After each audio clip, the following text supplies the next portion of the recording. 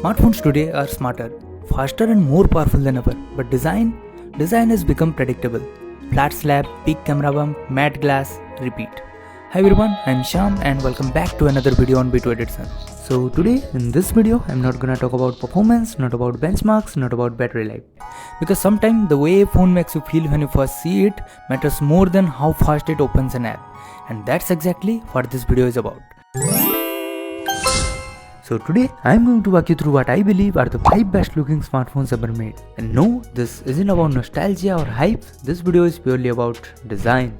Also, one important thing, this video only includes phones that were easily available to the mass audience at the time of launch. I've excluded limited editions, concept devices and ultra luxury phones that most people couldn't realistically buy, because great design should be accessible. Let's start with something modern. The Nothing Phone 1, which was launched in 2022. Now originally I was going to give this spot to OnePlus 8 in Interstellar Glow, and yes, visually that gradient was beautiful, but the moment you touched it, it fell apart. Fingerprints, smudges, instantly messy. And a design that doesn't hold up in real world use doesn't deserve to be called great. Now here's why the Nothing Phone actually earns its place. The back isn't just transparent for the sake of it, it's layered. You've got a clean outer glass panel and underneath a deliberately arranged layout that highlights key components like the wireless charging coil and screws. It's not exposing internals randomly, it's curated. And then there's the glyph interface. Those LED strips aren't decorative, they are mapped to actual functions. Different light patterns for different contacts, a visual countdown for timers, charging progress shown as a filling light bar, syncing with ringtones and notifications. You can literally place the phone face down and still understand what's happening without touching it. That's design doing something. Now compare that to something like the Asus ROG Phone 7 with RGB and aggressive styling, trying too hard to look futuristic. The Nothing Phone 1 takes the opposite approach. It doesn't force futurism, it integrates it. And most importantly, it still feels normal enough to recommend to anyone, not just tech enthusiasts, not just gamers. And that balance between innovation and restraint is exactly why it deserves this spot. Okay, let's move on to the next one. Back when brands were playing it safe, Nokia did the exact opposite. Nokia Lumia 1020 isn't just a phone you look at, it's a phone you notice.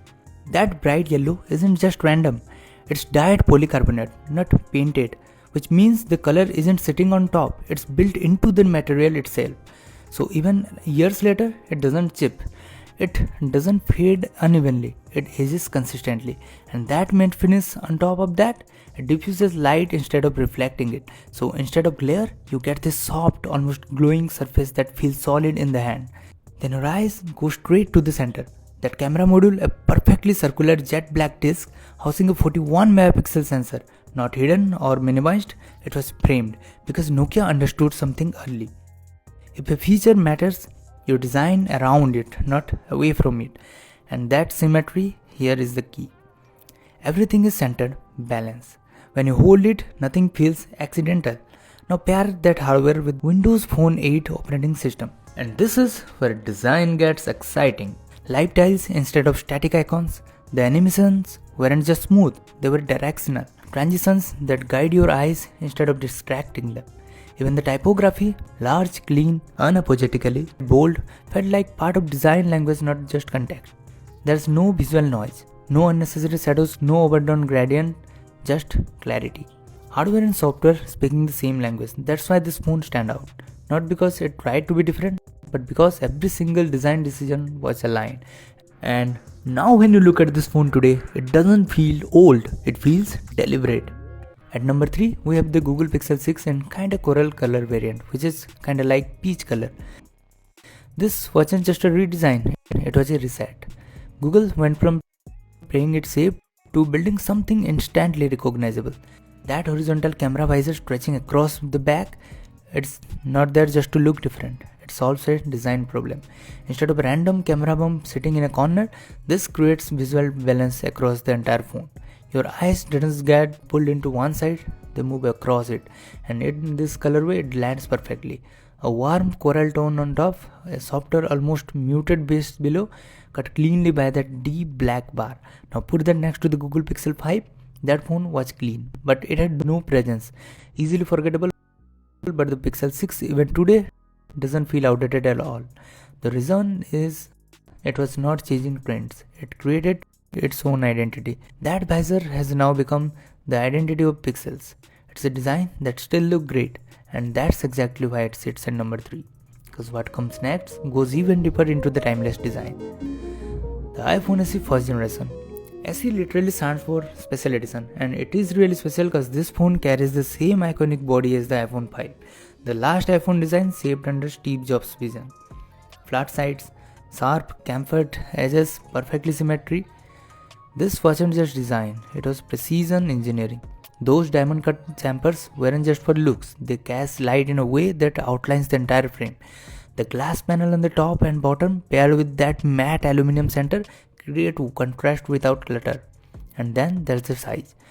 Not small for the sake of being small, but calculated. Comfortable in one hand, reachable without shifting your grip. This was the peak of compact era. After this, everything got bigger and heavier, and nothing has felt quite like this since.